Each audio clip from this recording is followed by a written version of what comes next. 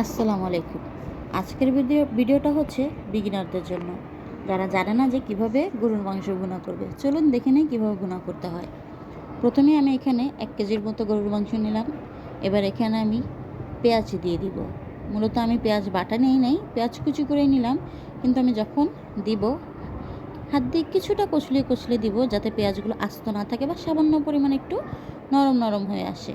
আর আমি পেঁয়াজের পরিমাণটা বেশি নিলাম, কারণ ভুনার জন্য পেঁয়াজের পরিমাণটা একটু বেশি নিলে মনে হয় যে একটু ভালোই হয় বা একটু মশলা মশলা হয়।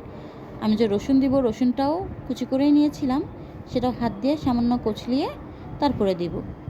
আমি এখানে পেঁয়াজের রসুনটার তুলনায় কিন্তু গরুর মাংসে আদাটা একটু বেশিই দিতে হয়, না আদার পরিমাণটা বেশি দিতে হয়, যাতে তাহলে বেশি বলতে একেবারে বেশি না, পরিমাণ মতো, যাতে গরুর মাংসের স্বাদটা ভালো আসে। কিন্তু এখানে আমি আদাটা দিব বেটে বা বাটা আদা বাটা দিব। এই আদা বাটা দিয়ে দিলাম। তারপর একে একে আমি সব মশলাগুলো দিয়ে দিব। এখানে এটা হচ্ছে বানানো একটি মশলা, যেটাতে আমি পেঁয়াজ দিয়েছি, টমেটো দিয়েছি, ধনিয়া পাতা, এগুলো সব মিলাই। এবার গরম মশলাগুলো একে একে দিয়ে দিলাম। তারপরে হলুদ গুঁড়ো, মরিচ গুঁড়ো, আমি অবশ্য মরিচ বেশি দিয়েছি কারণ আমি ঝাল ঝাল করে রান্না করবো, আপনারা আপনাদের টেস্ট বার অনুযায়ী দিয়ে দিবেন। জিরে গুঁড়ো, তারপর হচ্ছে মাংসের মশলা, সবগুলো এবার একসাথে মিশিয়ে লবণ দিয়ে দিব। তারপর আমি এখানে কিছুটা তেল ব্যবহার করব।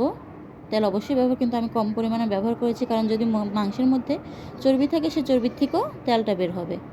আমি এবার মাংসগুলো ভালো মতো একসাথে মেখে নেব।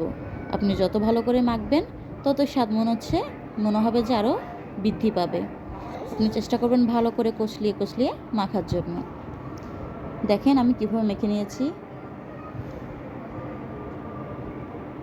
কিন্তু এখানে আমি সামান্য পরিমাণে কিন্তু পানি ব্যবহার করব না, আমি এবার ঢেকে দিব। ঢেকে মৃদু আছে কিছুক্ষণ 15 মিনিটের মতো জাল দিব। এবার দেখেন 15 মিনিটের মধ্যেই তেল ছেড়ে দিয়েছে, মশলা মশলা চলে এসেছে। একটু নেড়ে দিব, আবার ঢেকে। এবার দেখেন আমি মূলত এবার 30 মিনিট পর ফিরে এসেছি। দেখেন কালারটা দেখেন। এর মাঝখানে আমি আর কয়েকবার নেড়ে দিয়েছি, কিন্তু আমি সামান্য পরিমাণেরও পানি ব্যবহার করি না। কিছুক্ষণ পর পর নেড়ে দিবেন, যাতে নিচ দিয়ে লেগে না যায়। দেখেন কি সুন্দর কালার এসেছে এবং আমাদের মাংসটা ভুনাও হয়ে গেছে।